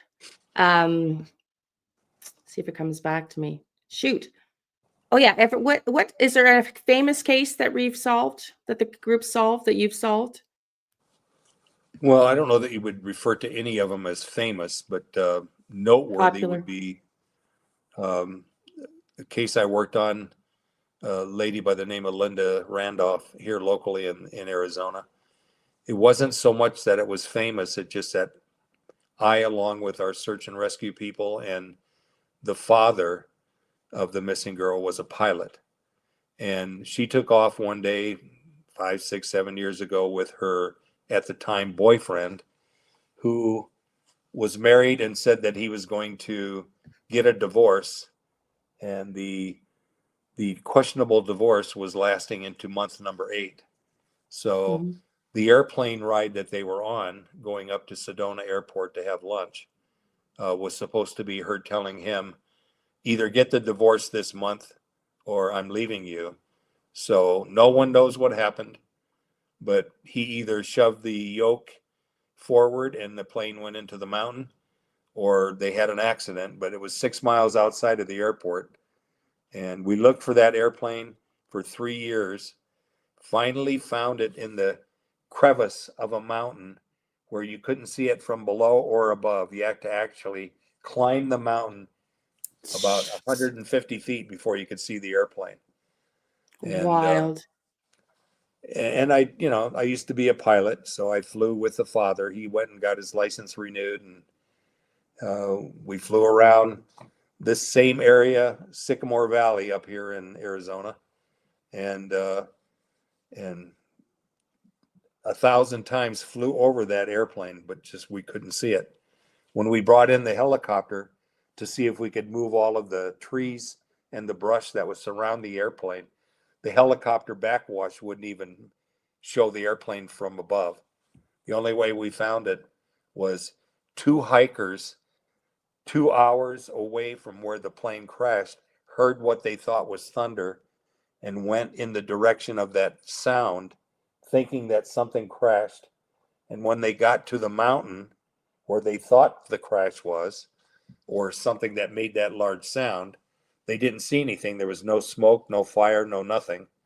And so 3 years later, a guy that was an investigator on missing airplanes asked us a bunch of questions, and we said where we thought the plane was, but we could never find it. He asked if he could talk to the hikers, and we said, well, the Forest Service said that they couldn't find anything. And he said, well, let me talk to the hikers, went with the hikers back to the mountain. He personally climbed the mountain, saw the airplane, and then they brought in Coconino County Sheriff's Department to do the search and remove the airplane. But it was a good thing we didn't find the airplane with the father, because the bodies were pretty mangled, and that would not have been a good recovery mission, so to speak. No kidding. Lois is asking, how many years ago was that? I'm guessing somewhere in the 8, 9, or 10 years ago. It's been quite a while, but I don't have the exact date. We did 3 searches with our dogs, and the closest we were with our dogs to where the airplane was actually found was a little bit more than a half mile away. And so our dogs obviously never would have found it because of that distance. But had we been closer to the mountain where the plane actually crashed, then the dogs would have been immediately found, the bodies. But that would be based on the downdraft coming from the crevice. Right. And they were both in the plane, found both of them? Yeah. Yeah. Wow. And was that Arizona? Yeah, it was in Sycamore Canyon up near Sedona.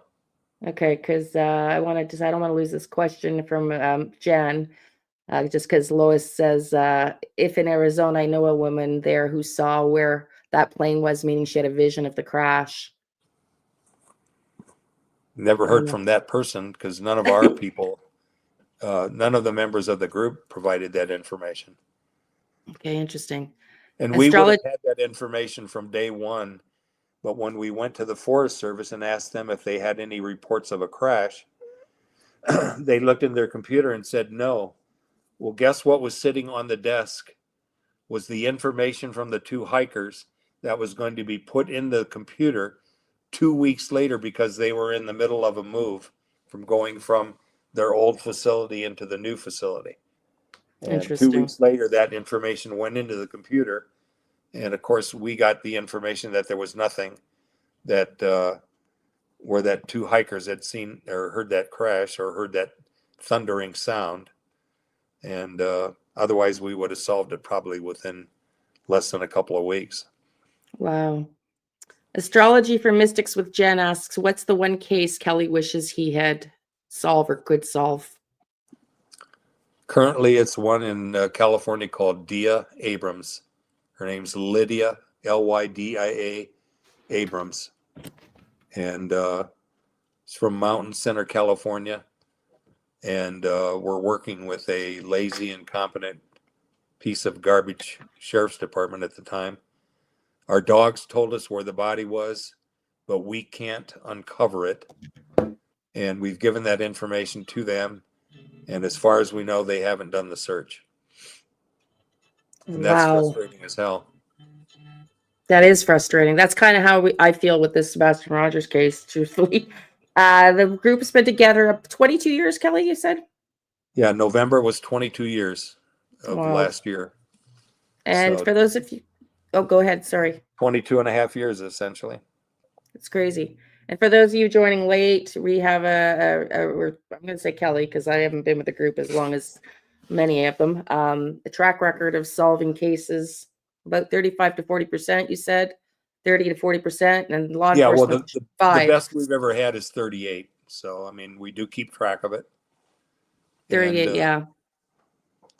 And like I say, every time we do a 30-day recap of every pending case that we haven't solved or hasn't been resolved in some fashion, if we find a case that's been solved, then I send that back out to the members in the group so they can validate their information and send me their accuracies. Right. Thank you, Jen, for that. Thank you for your time and attention to some of these cases and giving some insight. I'll map out the Lydia. Jen is a forensic astrologer. If she wants to reach out and apply, she can, I assume, to the group if she wants. She's a great. Absolutely. Yeah. Yeah, we don't turn anyone away. Yeah, go ahead, Jen. Any other questions regarding Sebastian Rogers? Dia was wealthy. Yes, I don't know about that one. Not Chris really. says- She only had about 117 million. She wasn't that wealthy. Hey, Gene Hackman, do you think that's a little weird? What's that? Gene Hackman's death, is that not a little weird to you? Well, What are the odds? to be real honest, no. I mean, they should have had caretakers living with them or coming to them every day. So it really bothers me that none of their family members were doing welfare checks. You know, Yeah, but his wife was only 65. Well, yeah, but look what she died from. So, I mean, the house was a nightmare based on all of the bugs and rats and mice and every rodent you can think of was bad. Well, who in the world is not seeing that? I guarantee you Gene Hackman probably didn't notice because he was in a very late stages of dementia, Alzheimer's, but his wife should have been seeing that and noticing all of the the feces from all of the rodents in the house. And some of the caretakers, the people that were doing his landscaping and doing things in the house were noticing these things, would bring it to their attention, and they weren't addressing it. Well, then that's when you call the authorities and jump in the face of the family and say, hey, they're multi-millionaires and they're living in squalor in a multi-million-dollar home, but they were basically. Well, I mean, I can tell from, sorry, I didn't mean to cut you off, from caregiving my dad for a much shorter time. It's hard work. It's exhausting. She probably understood, did but herself in. That's what Medicare and Medicaid takes care of for you. Yeah. And they both qualified for both.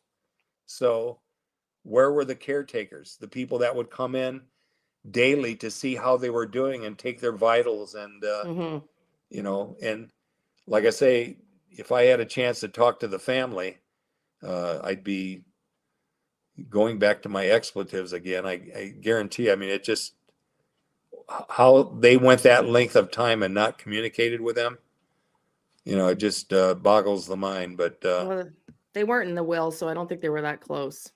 Well, it still doesn't matter. Family's family. I agree. I mean, look at anyway.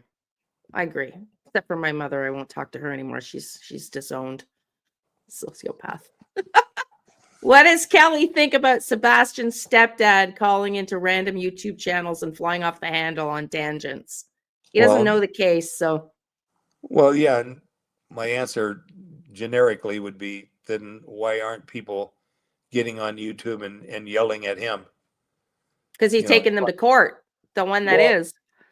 My point is, if he's yelling, then yell back. You have the same rights that he has. Call him names, get him mad, get him to where he's being defensive. Anyone that's a suspect, you can make defensive immediately by calling them out.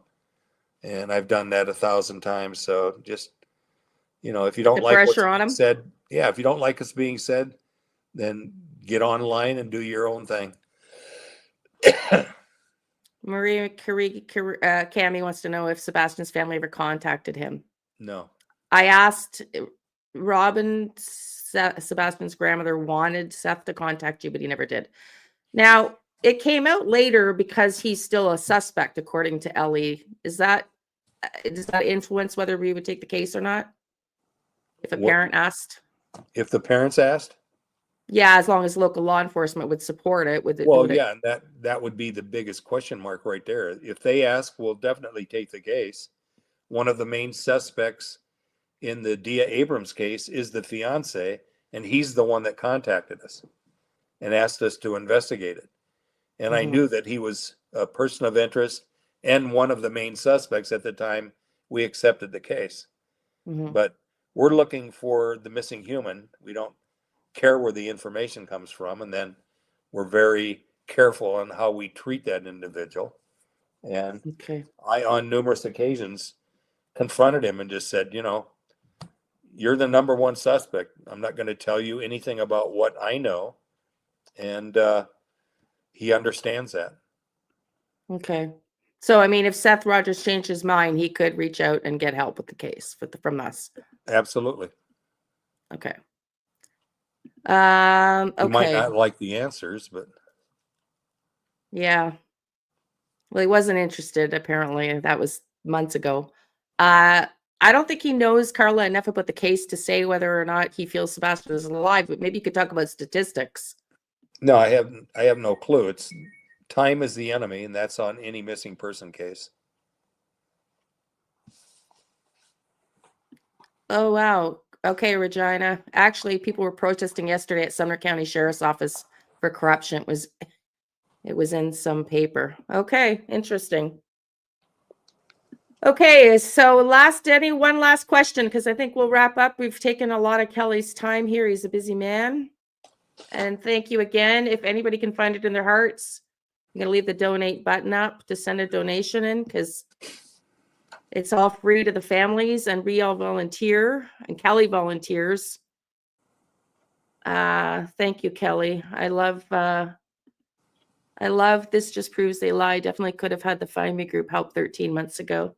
I don't know if it was 13 months ago, but it was definitely several months ago. I'd say more than 6. Well, yeah, I mean, it doesn't matter when we get the case. We've taken on cases that were 25 years old, so Yeah, it doesn't exactly. matter how. And then we actually found someone that was missing for 20 years, and well, we didn't, but the police did when we sent them in the right direction. So Okay. What is Leanne? I'm not sure if I understand the question. I work as a psychic medium, not an astrologer with the group. Does the group prioritize their crimes? I don't know what that means. we only work missing persons and homicides, so we don't prioritize anything unless if it's a missing child and the child went missing a day or 2 or 3 or a week ago, we jump on those immediately. Can you explain again before you leave what this group does? We look for missing people and we solve homicides, and we do all of that by giving the information of what the individual that's missing. It's a photograph, the date of birth, time of birth, and place of birth, and the last place that person was seen. And we send that out to the psychics and ask them to tell me what happened and where is that person right now if they're missing. If it's a homicide, who killed this individual and where is that person right now? And we have solved 30 to 40%. You said 136 and 16 homicides, 136 missing people, which is 30 to 40%. It varies, but law enforcement are at 5%. So our average is way higher than law enforcement. Yeah, and just to be fair, keep in mind that they don't accept cases for missing anything over 13 years of age unless there's a medical condition or extenuating circumstances, like the person that's gone missing is going to kill themselves or kill someone or bomb something or do some harm to other individuals. Then they'll start looking. And Okay. but for the most part, they do the be on the lookout alert and then NCIC alert, and that's it. Okay. And Regina, Seth's mother, Robin, was in our chat and emailing me trying to get Seth to hire or engage the FindMeGroup because there's no hiring. It's all free. He just didn't want to for whatever reason. So she wants to know, do you know Lydia's time of birth? I can get it, but I don't know it right off the top of my head. So somehow communicate that through Email me? you, or you can give her my email address. Email? Yeah. Okay. Okay. And then I can Perfect. get all that information for her. Okay. Thank you. Your group will take any age, correct? Any age of what? A case, honey? Yeah. Any age of case. For any people that are missing or a homicide? Is that what the question is? I'm not sure. We're going to get clarification. Can I read him your message up here? I'm looking, Chris. Can you retype it, sweetie? Because it's hard for me to go up. Jen says, thank you. I think she's talking about the age of a cold case, but let Sherry continue to type that. Age of missing persons. Yeah, It doesn't age. matter. Yeah, we've taken them. I think the longest one I accepted, but the police refused to work on it, was 50 years old. And they just said, every bit of evidence and every bit of everything that they had in the missing person case was missing, and that they had absolutely nothing to work on. And I said, well, you're getting information from psychics, so we don't need any evidence. We just need for you to accept the case if we send it to you.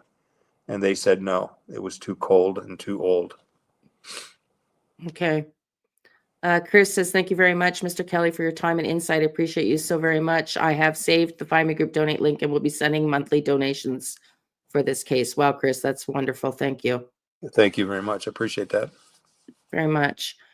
Kelly, does Kelly decide on which crimes we work on first?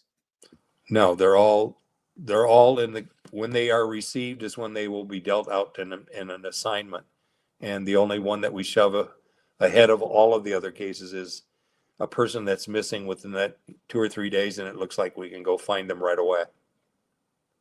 Statistically, what are the odds that Sebastian's still alive after a year?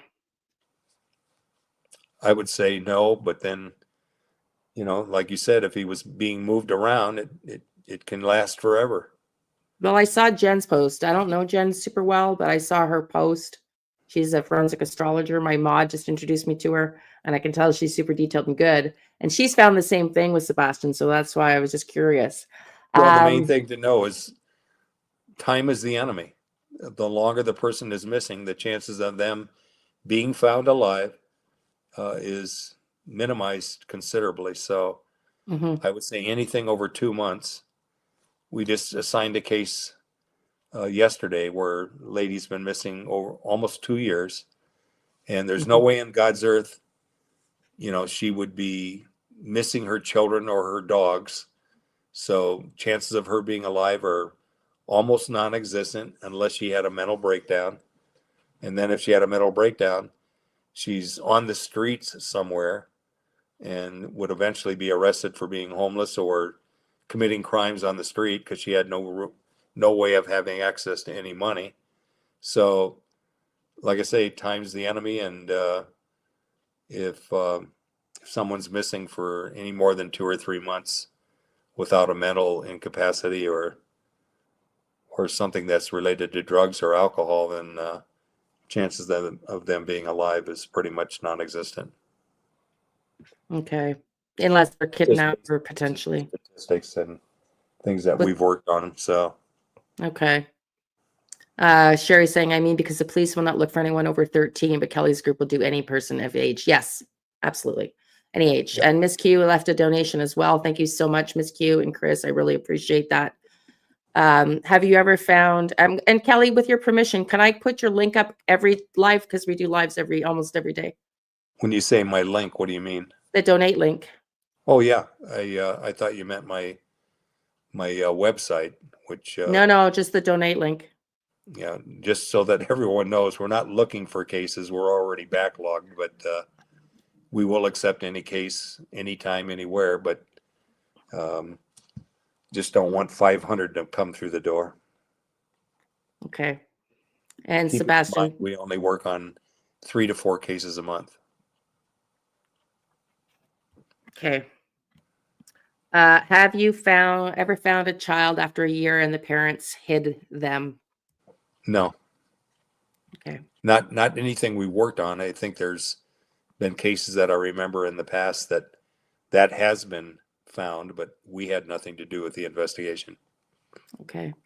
Whispering Winds, I think she said she sent you a donation as well. Thank you, everybody that sent donations. Yeah, Stepdad has said this case would be studied for years. No kidding.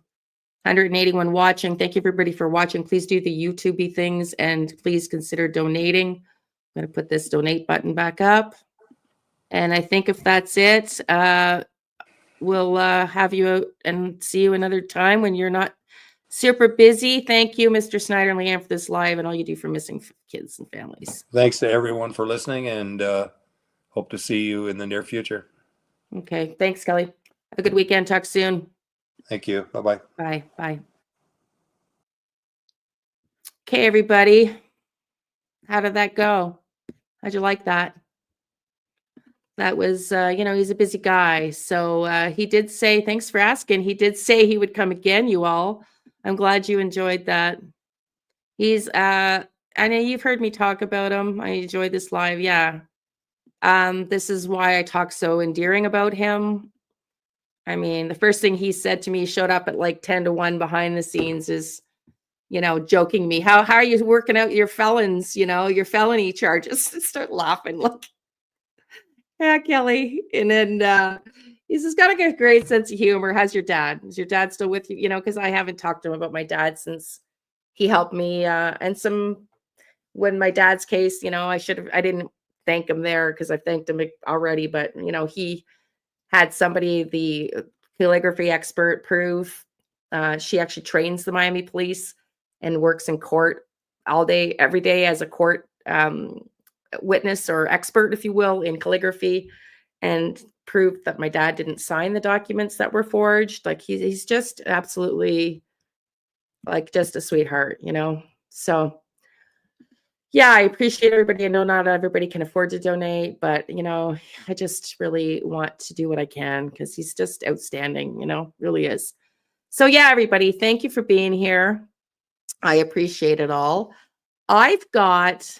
Thanks, Jen. Yeah. Nice to meet you, sweetie. Yeah, email me. I'll get you his contact info if you want to volunteer. Welcome, no pressure. And he's a great guy. Sweetie, he just left too, Mary. But he did say he'd come back, honey. He did say he'd come back. I will have to go back and watch. Yeah, I've got a crazy weekend. As you guys know, I'm moving. So I got to declutter like crazy, excuse me. And then I'm working for Elections Canada. I'm doing the ballots. So I will be Monday from 8:30 till maybe 2 or 3 in the morning because I'm going to be, until we get our results in, we might be at a long time going. So I won't be out Monday for sure. And if I'm not too exhausted, I might be on Tuesday, but I will be on tomorrow and maybe on the weekend. And yeah. So thank you, everybody. Thank you for being here. So we'll see you tomorrow. And I don't know what time yet, 4 or 5, but I'll see you tomorrow, maybe earlier. Check the YouTube things, the likes and the notifications so we can figure out what time I'm going live. And thank you, everybody, for being here. That was a lot of fun. And I thank you for everybody that donated because, again, he's a busy guy. Forgot to ask him about the Mel Robbins movie or the Mel, what's his name? What's the famous actor? I know, honey. I know. Anyway, that's enough said. Have a good day, everybody. Thank you for being here. Oh, it's not yet, Diane. I just have to declutter because I got my dad's stuff from Florida. Mel Gibson, thank you. Thank you, sweetie. Mel Gibson was in a movie. And I forgot to ask him about that because I didn't know that before a couple days ago. Okay. Thank you, everybody. Thank you for being here. Love and light. We'll see you tomorrow.